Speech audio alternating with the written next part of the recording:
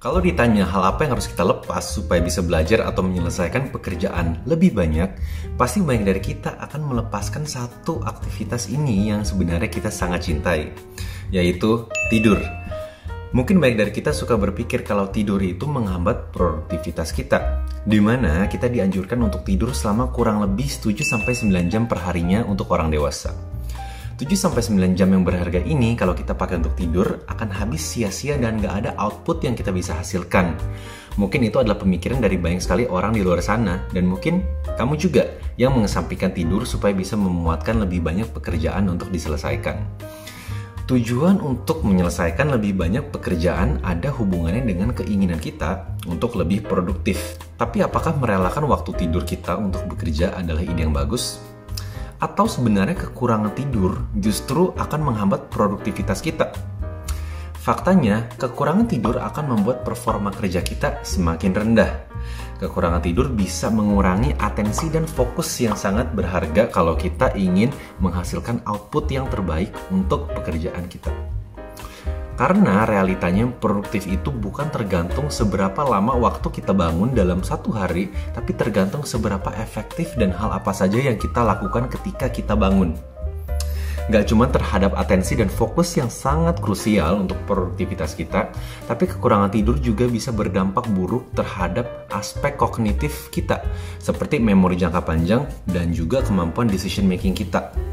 Yang mungkin paling parah adalah kekurangan tidur juga bisa berdampak buruk terhadap kesehatan kita secara langsung, seperti meningkatkan resiko terkena penyakit Alzheimer, depresi, stroke, penyakit jantung, kanker, dan bahkan sampai penurunan kemampuan reproduksi kita.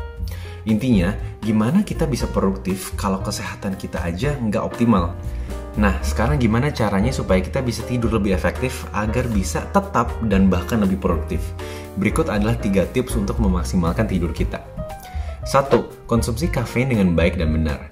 Banyak dari kita suka mengkonsumsi kopi yang mengandung kafein, di mana kafein ini adalah zat psikoaktif yang bisa membuat kita lebih waspada dan fokus. Waktu yang terbaik untuk kita minum kopi adalah di antara jam 9.30 sampai 11.30, karena kafein bisa meningkatkan level hormon kortisol yang juga dikenal sebagai stress hormone.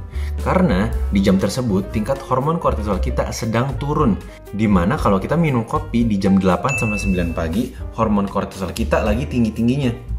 Disarankan juga untuk kita mengkonsumsi kafein paling lambat 8 jam sebelum kita tidur, agar kafein yang masih beredar di dalam darah kita nggak menghambat kualitas tidur kita.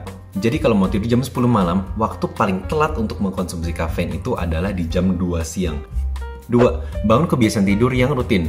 Manusia adalah creatures of habit. Kebiasaan adalah salah satu aspek terbesar yang akan membentuk kita seperti apa adanya sekarang. Kalau kita membangun kebiasaan untuk tidur pada jam tertentu, tubuh kita akan mengingat kalau pada jam tersebut kita harus tidur secara otomatis. Oleh karena itu, akan semakin sedikit effort yang kita butuhkan untuk tidur pada jam yang kita inginkan. 3. Jauhkan barang-barang elektronik sebelum tidur.